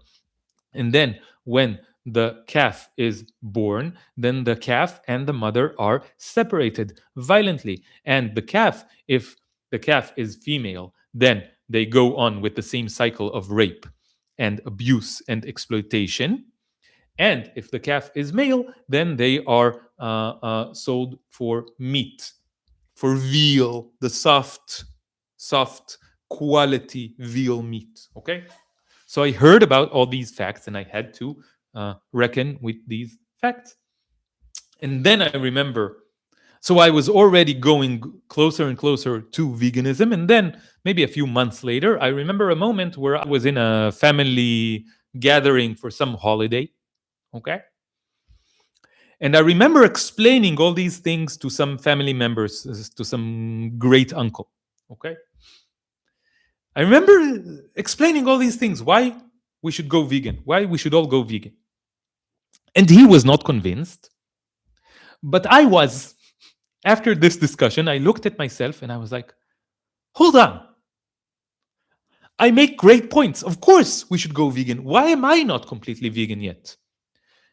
And I decided the next day, I decided that I would go vegan completely. And this was around 15 years ago. And ever since, I've been completely vegan. So again, there was no one moment, there was a process. Okay. For some people, it's one moment.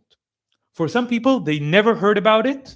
And then one night, I heard this kind of story many times from vegans who say, one night I ran across some YouTube video and then I started looking at more and more videos, like documentations from the meat, dairy, and eggs industry, and like explanations by vegan activists and so forth and so on. And by the end of that night, but when morning came, I was like, fuck, I'm not gonna eat any of this, any animal products ever again. And they became vegan the next day. I heard stories like that. For me, it was different. For me, it was a long process. But the truth is that each and every single one of us, or almost all of us, there is no reason, absolutely no reason, for us to continue supporting it even one moment further. If you are listening to this, please have this be your vegan moment. Have this be the moment where you say, why am I still doing this? Why am I still participating actively in the biggest Holocaust in the history of planet Earth? Why am I still giving my money, that is my material support, to people who are murdering, raping, exploiting, abusing, enslaving completely innocent, non-human beings? Beings who never hurt anyone, beings who have, there's no reason to do anything bad to them. And we inflict a holocaust on these non-human beings, on hundreds of billions of victims every single moment. Okay? Thousands of non-human beings were just murdered when I snapped my fingers. thousands more, thousands more, thousands more. Every single second on planet Earth, humans are slaughtering thousands of non human beings whose death sentence was given to them before their birth. They were born into complete enslavement. They were born into complete subordination to the human race. They were born into an automatic death sentence to serve a machine of greed, of gluttony, of supremacy, of oppression, of all the worst things on the planet. Take the worst thing that you can think of, multiply it by 1 million, and it will still not come close to the horrors of the non-human beings Holocaust industry. Okay? Don't give a single cent, dollar, shekel, euro, dinar of your money to this horrific thing. Do not support it. Have this be the moment where you say enough. I will not collaborate with a Holocaust. You can stop right now.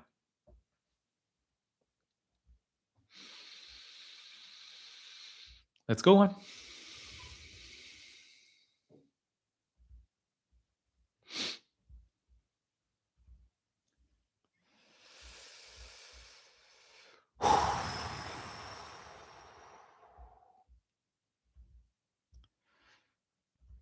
So thank you for asking this very important question.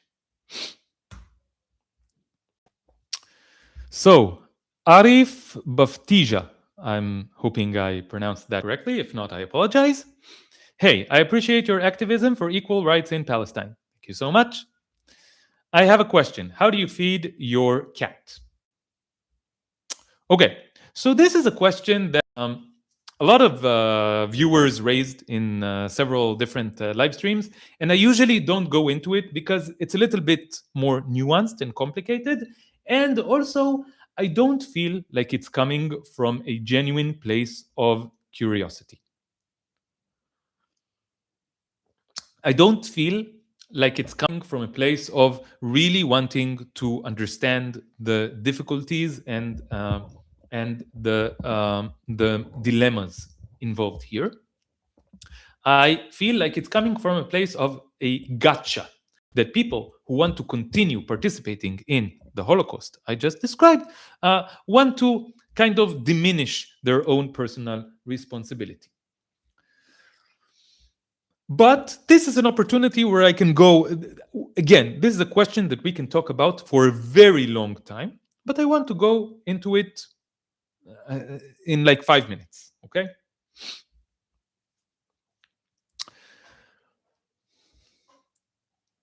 I will tell you the story of what is going on between me and Tamar in the last 3 years. We've been together almost 3 years, okay?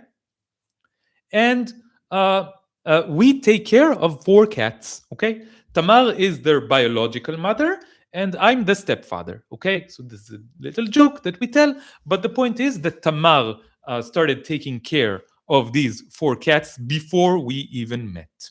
And when we started being in a relationship, I also became part of the team that is taking care of them. And now, as vegans, as people who do not want to participate, who choose not to participate in the exploitation and enslavement of non-human beings, who hold this principle, we encounter a dilemma. Okay, why? Because cats are what's called obligate carnivores. Okay, this is a biological term, and this can be deconstructed as well. But what it means is that under normal conditions, what they will eat is other animals. The wild cats, what they do is they go around in nature, okay? And they capture birds or small rodents or other small animals, and they hunt them and they eat them. This is what would happen under natural circumstances. What happens in our planet, in our system, is that the natural habitat of cats has been destroyed by humans. It's been destroyed by a system called human colonialism, which is a result of human supremacy, or goes together with the ideology of human supremacy. Okay. This means that they cannot survive on their own in the hostile world that we've created, and they cannot get food by hunting, and they cannot survive for other reasons. So those humans who care, need to help them in some ways, and this is what's called, pets. What is a pet? A pet is an animal that you chose to take care of. Some people buy pets, which is a whole other story, which is extremely supremacist, okay, and colonialist. Think about buying a person. Would you do that? Would you say that you are kind to a person if you bought them? Okay. So, so this is one relationship, but another relationship is when you adopt a cat. So a lot of people say, my cats, my cat, okay, my dog, my guinea pig. No, they're not yours. No being can belong to any other being. It's just false. Ownership is not a relationship between different living beings. It's just not. They are not your cats. They are cats you take care of. They are cats you are responsible for, maybe. Okay. And we want to take care of the cats that we are responsible for in the best way possible. And we don't want to cause them health issues. When humans tell me, oh, if I don't eat meat, I won't be healthy. Oh, if I don't eat dairy and eggs, I won't be healthy, then I don't believe them, because there is ample scientific research that proves that every single person can survive and thrive on a completely plant-based diet. And even furthermore, eating products, eating the corpses of animals and the products of the exploitation and enslavement of animals is unhealthy, actually. It's unhealthy. Even if it were healthy, I would be against it. But the truth is that it's unhealthy. That when you eat a whole foods plant-based diet, this is the best thing that you can do for your own personal health. But this is irrelevant, because because the only thing that is important here is that you can easily survive and thrive on a plant-based diet. But for cats, it's different.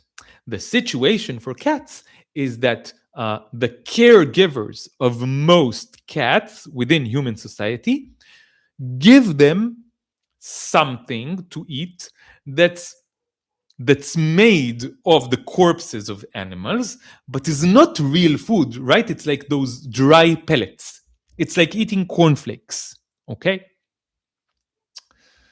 But the claim is that they can only survive by eating this food because there are specific chemicals that they need, like a chemical that was mentioned here by another Jew for a Free Palestine, called taurine, which is only available in meat, supposedly. Okay. So when Tamar and I met, this is the kind of thing that the 4 cats that she was taking care of were eating.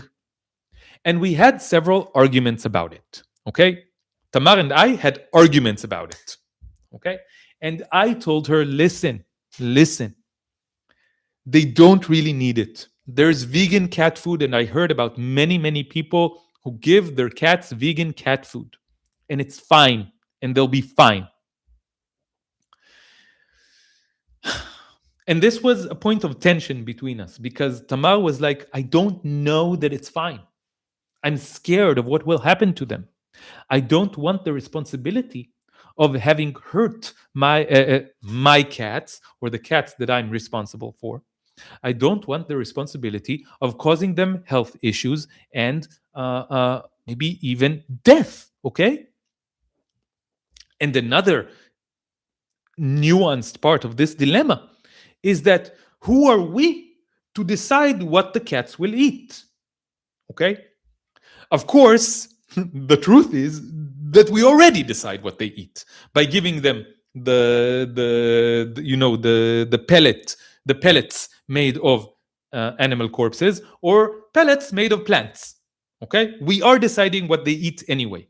This is akin to some kind of anti-vegan arguments where people say, "I feed my child vegan food." So some people will butt in and say, how dare you abuse your child like this? Who are you to decide that your child will eat only plants? And who are you to cause such health damage to your child?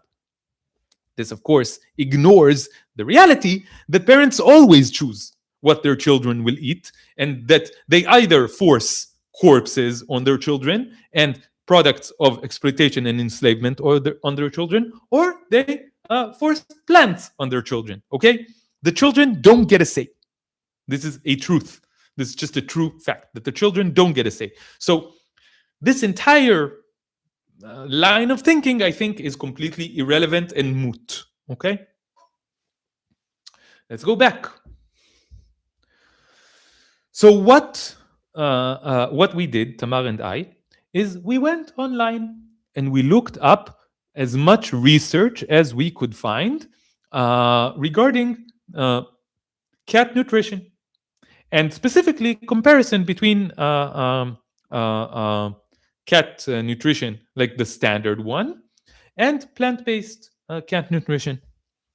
And we found that in the last 5, 10, 15 years, there were many studies done about this. Not hundreds of studies, but dozens of studies. And there's a scientist whose name I forgot. Tamar, can you write the name of the scientist that we found in the chat? So we found a scientist who's like, this is his specialty, and he did many research, and he published many research papers on this. And the bottom line is that cats can survive and thrive on vegan cat food. What's vegan cat food? It's something that is created by experts who put all the necessary.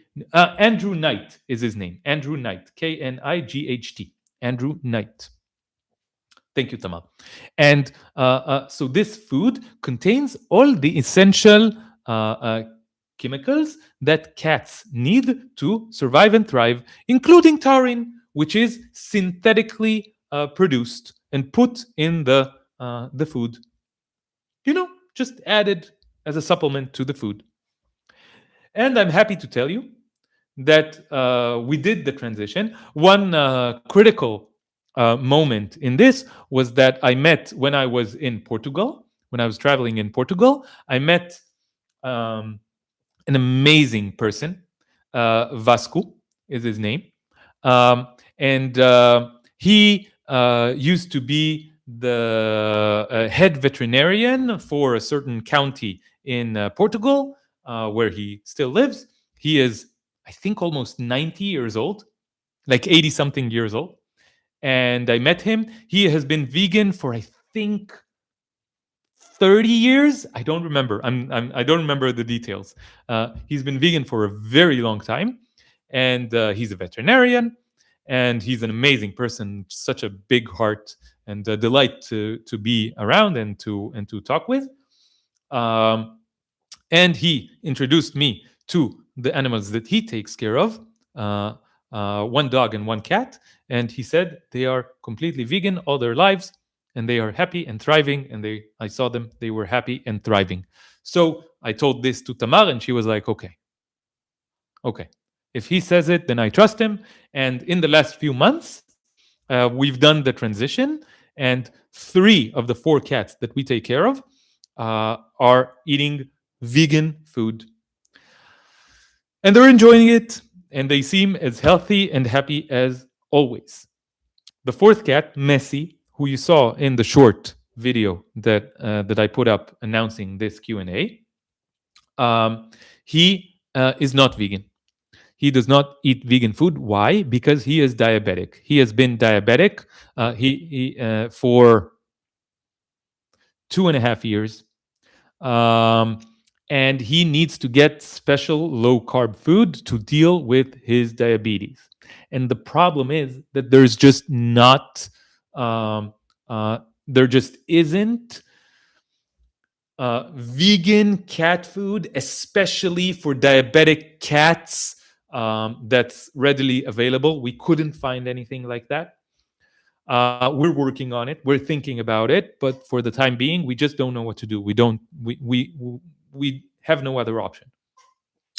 Tamar is saying one caveat to mention is that plant-based food is more base, pH is higher, which could possibly lead to urinary infections in male cats, which makes it important to monitor this. Okay, you need to monitor.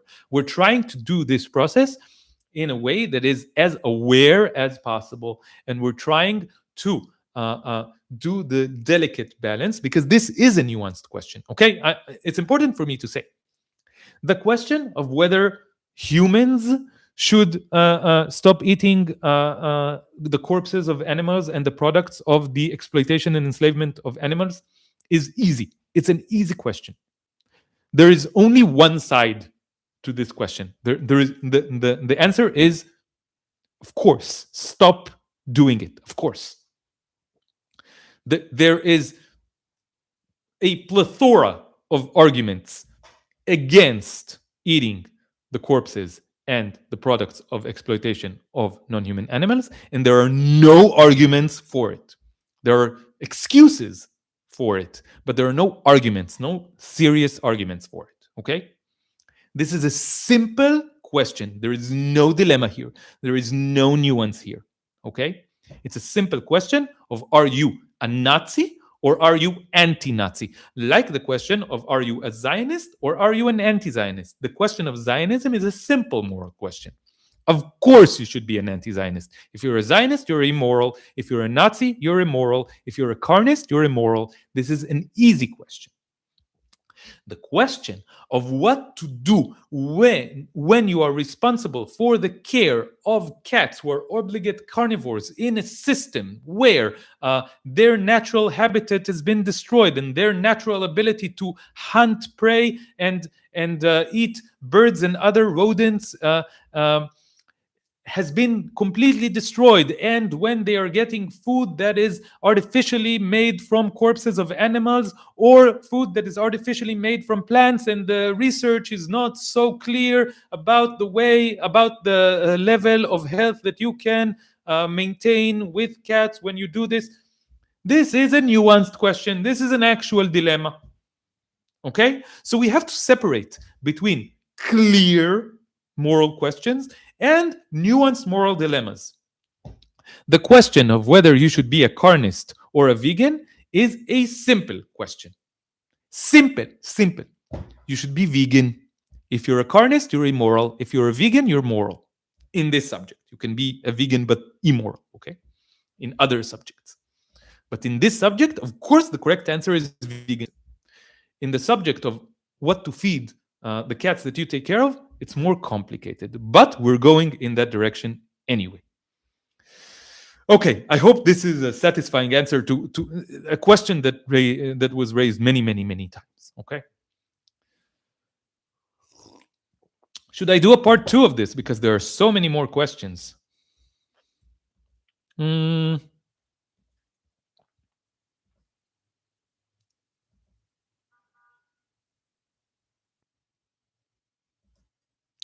Yeah. There are many more questions, and I've been going on for a long time. So what I'm suggesting, I'm going to do a part 2 tomorrow. I'm going to do a part 2 tomorrow. Okay? Because I have I have more questions waiting. Alon, I have to go soon, but I have to ask, and I mean this sincerely. Is it better to keep the discussion of veganism separate from Palestine? No. I don't know if that's what you mean, but no, it's not better. It's good to have one discussion. The discussion is, how do we dismantle oppression? It's one system. There is one system of oppression, one big system of oppression, and this system has many facets. One of the facets is capitalism. Another facet is colonialism. Another facet is Zionism. Another facet is the patriarchy. Another facet is militarism, tribalism, racism. And another facet is human supremacy and human colonialism. It's another facet of the same system. Everything is intertwined. Everything is connected. And all of these struggles should come together. All of the struggles against supremacy and oppression are the same struggle.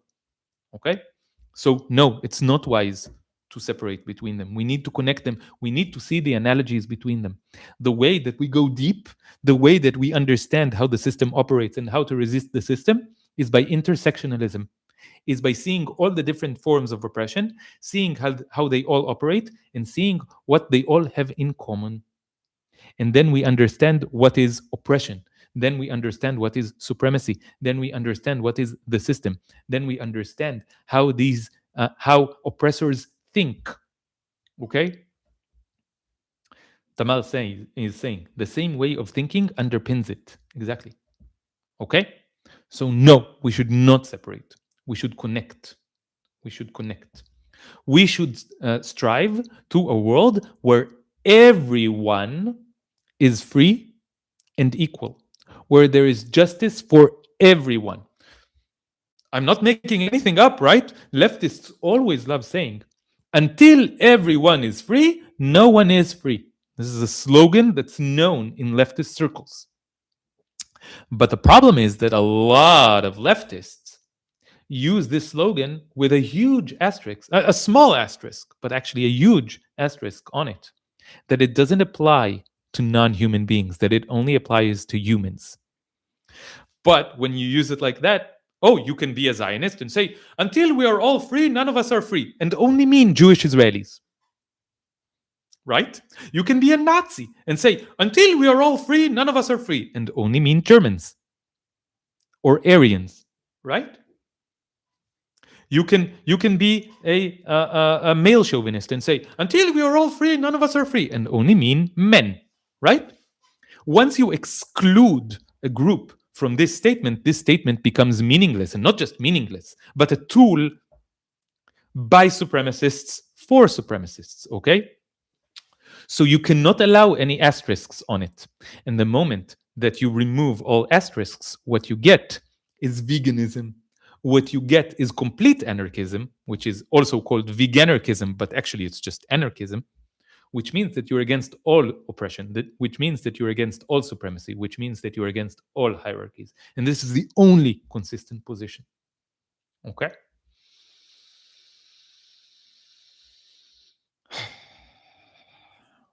Okay, I think I'll do a part 2 tomorrow. Okay? So stay tuned and join me tomorrow where I continue this Q&A. I want to answer your questions fully and as deeply as I can. They are good questions, so we will continue tomorrow. In the meantime, on the comments to this video, you can leave more questions. If I have time, I will answer those as well. But I don't know. Probably what will happen is an exponential, expansion of this, where each video I get more questions, and then I have to do another video, and I get more questions. But you know what? Maybe that's good. Maybe that's something that I should do. Just get questions from you and answer the questions, and continue rolling in this way. That way, I know that I'm saying things that I'm talking about, subjects that you actually care about. Okay, so yeah, sure. In the comments to this video, uh, please write, so that I know that you reached this point. Please write, "We love Messi." Messi is Messi. Okay, spell Messi correctly. Messi. Say, "We love Messi," and then leave a question afterwards. Okay, and I will try to answer more questions tomorrow. And again, like the video. If you're not subscribed to the channel, subscribe to the channel. Um, and if you want to support my work, you can leave a comment, leave a like. You can share this video or other videos from the channel with other people who you think will find it interesting. And you can join my Patreon, the Hebrew Canaanite, on Patreon, and support me materially, financially, directly. Um, yeah, so until tomorrow, free Palestine, free the entire planet, free all living beings, and bye bye.